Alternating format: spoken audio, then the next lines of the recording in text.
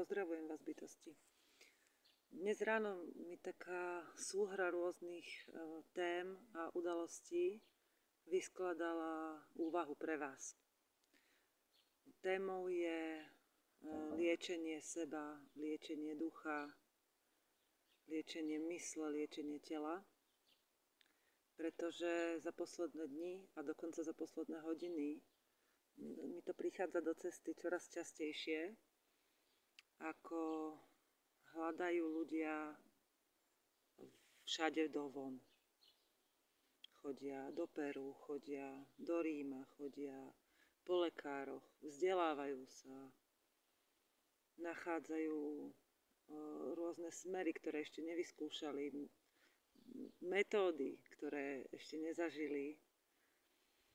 A vnímam v tom, včera som zažila moment, kedy ma ľudia, ktorí sa predstavovali svetu ako tí, ktorí sú duchovne na určitej úrovni, ma odsúdili, že ja mám iný názor. A s týmto sa stretávam často, že niekto príde do úrovne, kedy už má pocit, že má všetko uchopené, alebo že sa vydal na správnu cestu a hovorí o tej ceste ako o plnohodnotnom prežívaní. A ja sa potom s ním iba objímem, alebo ho pohľadím, dotknem sa ho a cítim v jeho tele stenu. Cítim v jeho duši napätie. A v jeho mysli myšlienky, ktoré ho rušia. A vtedy je ťažké takému človeku povedať, že si pod vplyvom sebaklamu a ešte vlastne nie si tam, kde sa sám sebe prezentuješ, kde si sám seba presvedčil, že už si. Pre mňa je práca s takou jasnosťou a s pravdivosťou o sebe jednou z takých dvoch základných tém. A tá druhá je blízkosť, ľudská blízkosť. Pretože dnešný liečiteľský svet do takej veľmi silnej miery ponúka metódy, ponúka postupy, ponúka návody alebo aj samotné liečenie, kde človek vlastne nemusí urobiť takmer nič, len vypiť nejakú bylinu alebo dodržať nejaké cvičenie a bude uzdravený. Alebo bude oslobodený od čohosi, bude bližšie k stredu, bližšie k blaženosti, k osvieteniu, ale v podstate sa ten moment oddialuje tým hľadaním. Pretože stále je to niečo, v čom zostávame sami, kde zostávame vlastne oddelení od toho celku a oddelení od ostatných. Ten moment, kedy ja som v sebe pocítila, že som naozaj na svojej vlastnej dobrej ceste, ktorá už nie je moja, ale je to vlastne z veľkej miery tá cesta toho, ako to Češi volajú, všeho míru, bolo, keď som to mohla naplno precítiť. Keď som vlastne pocítila v sebe to spojenie s ostatnými, tú ohľaduplnosť, tú citlivosť, ale skutočnú, nie v hlave. Je trošku ťažké to pre mnohých pomenovať, že ja som to zažila dnes ráno, keď som si vlastne prešla tými témami, ktoré prinášali ľudia zvonku, keď som si vypočula hlasovku, keď som si prečítala text od jednej ženy a tak. A zrazu prišiel môj muž, spýtal sa, čo má v ruke za mastičku a že čo s ňou a že či ho s tým môžem natrieť. A ja som mu povedala, že hej, ale prosím ťa, čupni si predo mňa, lebo som mala na rukách dieťa. A on si čupol a ja som ho hladila tou masťou po tvári. Mala som zavreté oči, dieťa bolo v mojom náručí.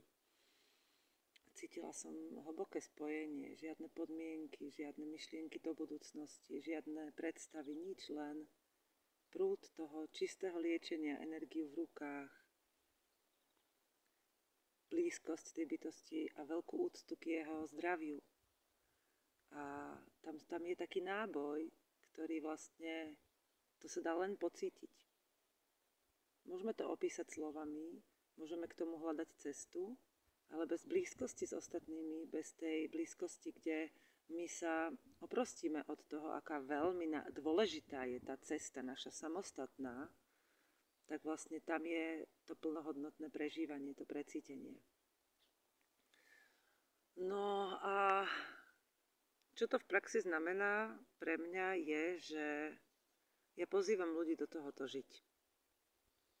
A nie je to len forma terapie, ale je to forma priateľstva, je to forma sesterstva, bratstva, otcovstva, materstva, kde často pozorujem u ľudí, že hľadajú odpovede len preto, aby vlastne mohli dostať oporu.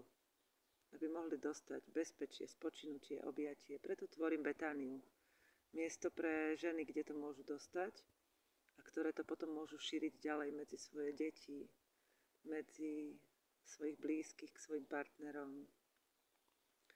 Už mi prichádza na mysel kniha, ktorú by som chcela napísať ako taký príbeh tej skutočnej zemitej opory v rode a v kvalite prežívania tu a teraz, bez toho, aby sme museli niekam stúpať alebo niečo pracne hľadať vo svete a niekam cestovať. Ale to sú všetko dôležité momenty pre mnohé bytosti.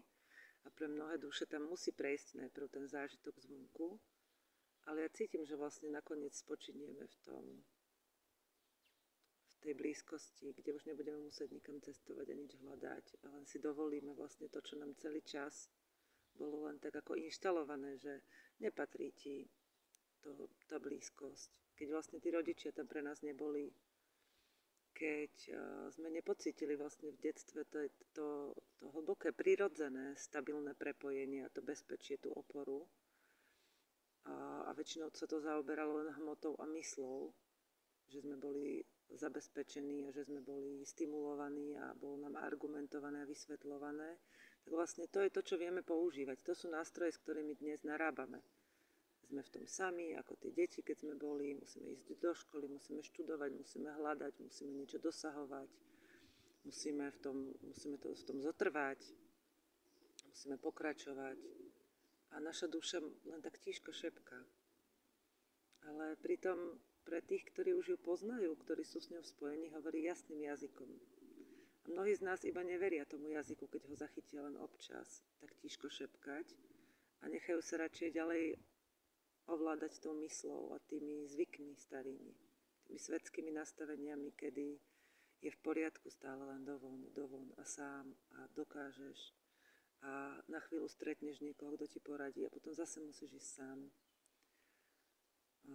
Najčerstvejšie to teraz zažívam vo svojej rodine a vo svojom blízkom okolí, hlavne s partnerom, ktorý 50 rokov bude mať tento rok a dlho všetko sám objavoval, sám to hľadal, stretával ľudí, stretával učiteľov, ktorí ho podporovali, ale zase od nich odišiel a hľadal sám.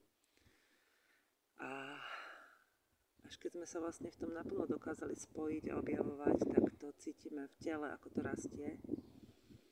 Cítime, ako vlastne to prepojenie dáva tú živu do tela, kde sa to uzdravuje a nemusí to už vyliezať a kričať na nás to telo a nemusí už byť vlastne tá prázdnota a to trápenie a to večné hľadanie. Vlastne je tam len také spočinutie a prichádzajú odpovede. A prichádza jasnosť a harmónia a živý prúd. Tak keď máš chuť to objavovať, tak sa s nami stretni.